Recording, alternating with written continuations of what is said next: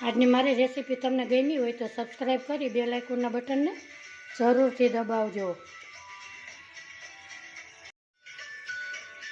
હાલો, જય શ્રી કૃષ્ણ. મારા કિચનમાં આપણું હાર્દિક સ્વાગત છે. આજે આપણે બનાવીશું મોમોસ. એમાં ફાઇનલી મેં એક કોબી ઝીણી ઝીણી સુધારેલી છે. મોમોસમાં કોબી જ મેન ઇન્ગ્રીડિયન્ટ છે. એમાં આપણે નાખીશું 1 કપ ગાજર, એ પણ ફાઇનલી સુધારેલું ઝીણું ઝીણું છે. એમાં નાખીશું અડધો કપ ડુંગળી, એને પણ ઝીણી ઝીણી સુધારીને આપણે રાખેલી છે. એમાં ઉમેરીશું આપણે 1 ચમચી મીઠું. એને આમ એવી રીતે મિક્સ કરી અને તૈયાર કરીશું. આને આપણે 10 મિનિટ ઢાંકીને રાખશું એટલે પાણી એમાંથી છૂટી જાય. હવે આપણે બાંધીશું લોટ. એમાં 1 કપ મોટો મેં મેંદાનો લોટ લીધેલો છે. એમાં નાખીશું સ્વાદ પ્રમાણે મીઠું,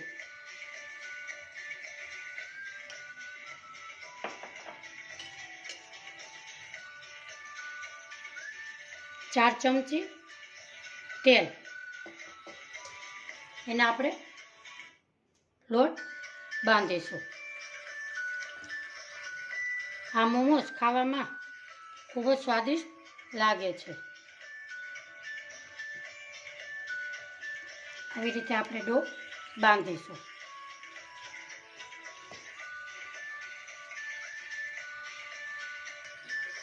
આપણો લોટ એકદમ સરસ બંધાઈ ગયો છે.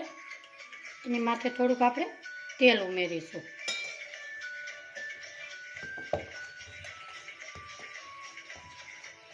અને કોટનના કપડાથી આપણે ઢાંકી દઈશું. હવે આપણે બનાવીશું ચટણી. અહીંયા ગેસ ઉપર એક પેન મૂકેલી છે. એમાં 2 કપ પાણી નાખેલું છે.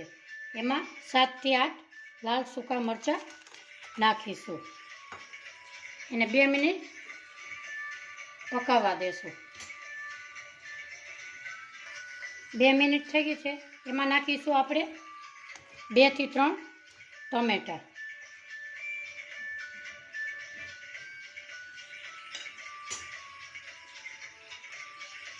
આપણા ટમેટાં એકદમ સોફ્ટ થઈ ગયા છે. હવે એને એક પ્લેટમાં બહાર કાઢીશું. એને આપણે 2 મિનિટ ઠંડુ થવા દેશું. આપણા ટમેટાં એકદમ સરસ ઠંડા થઈ ગયા છે. હવે આપણે આવી રીતે એની સ્કીન કાઢીશું.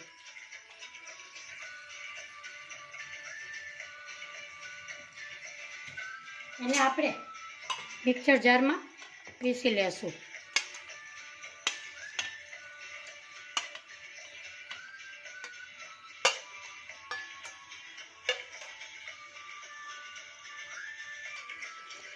આપણે મિક્સર જારમાં એકદમ સરસ સ્મૂથ પીસાઈ ગયું છે.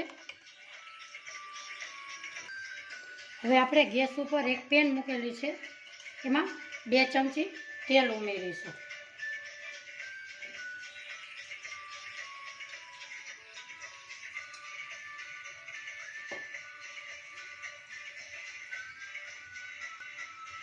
આપણું તેલ ગરમ થઈ ગયું છે. એમાં ઉમેરીશું આપણે લસણ. 7 થી 8 કળી લસણ ઉમેરીશું.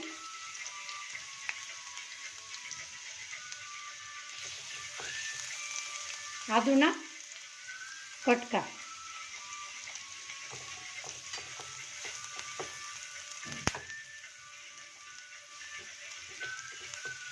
એમાં ઉમેરીશું આપણે પીસેલી ચટણી. આ ચટણી ખાવામાં મોમોસ સાથે એકદમ સરસ સ્વાદિષ્ટ લાગે છે.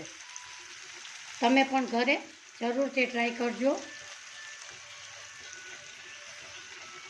અને 2 મિનિટ આપણે પકાવશું. આપણું તેલ એકદમ છૂટું પડી ગયું છે. એમાં ઉમેરીશું આપણે સ્વાદ પ્રમાણે મીઠું,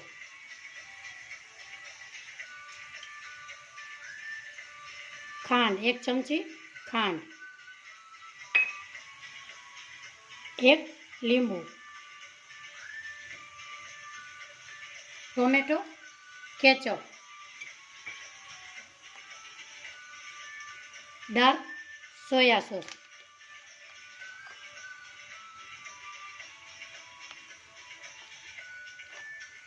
એને આપણે મિક્સ કરીશું.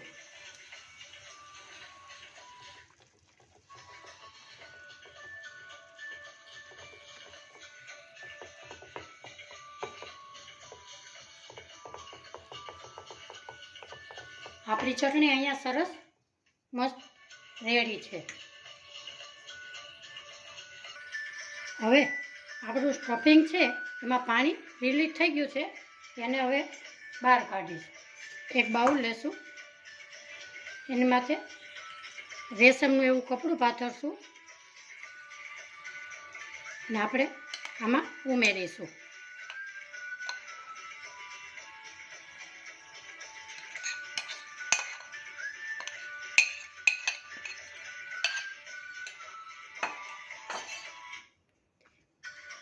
એને આપણે એકદમ પાણીને નીચોડીને કાઢી લેશું.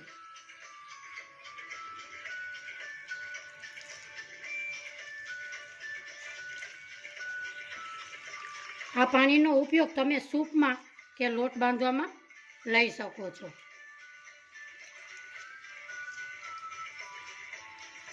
આપણે એકદમ પાણી નિતારી લીધેલું છે.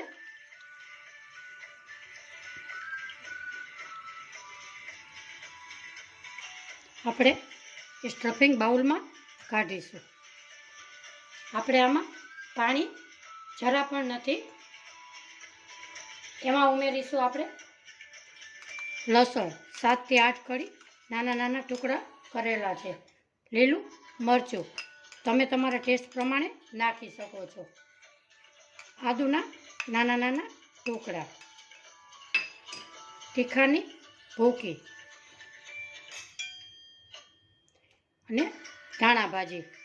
એને આપણે બધું સ્ટફિંગને મિક્સ કરીશું.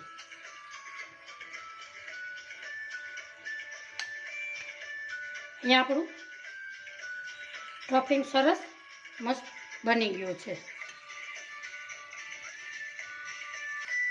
હવે આપણે લોટ બાંધ્યો તો એના નાના નાના આપણે એવા ટુકડા કરીશું. આવા નાના નાના.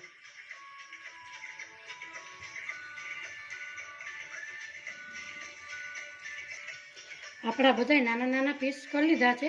હવે આપણે વણીશું.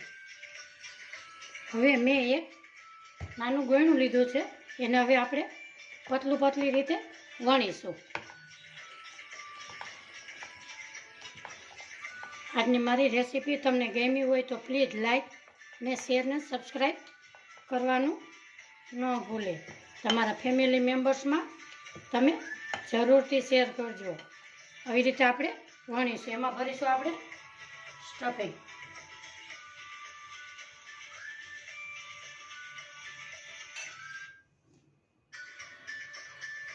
આવી રીતે કિનારીને આમ વાળતી જવાની અને જોઈન્ટ કરતી જવાની.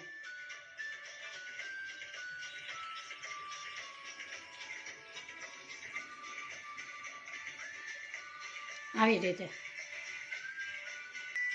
આપણે અહીંયા બીજું પણ એવી રીતે વણીશું.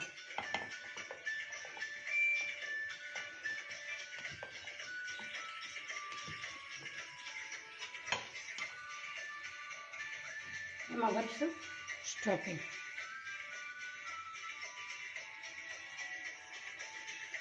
નાના બાળકોને લંચમાં પણ આપી શકાય. ટિફિન બોક્સમાં પણ તમારે આપવું હોય તો નાસ્તા તરીકે આપી શકીએ છીએ.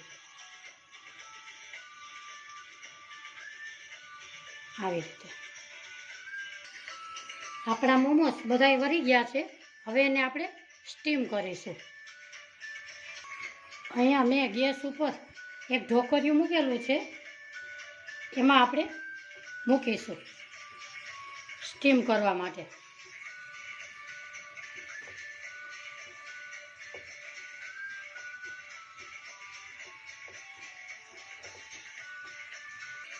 આપણા બધા મોમોસ મુકાઈ ગયા છે. વચ્ચે વચ્ચે થોડી થોડી જગ્યા રાખવાની છે. આને આપણે 10 થી 12 મિનિટ રહેવા દેશું. આપણે 10 થી 12 મિનિટ થઈ ગઈ છે. હવે ઢાંકણ ખોલીશું. વાવ, આપણા મોમો સરસ થઈ ગયા છે. હવે આપણે સર્વ કરીશું.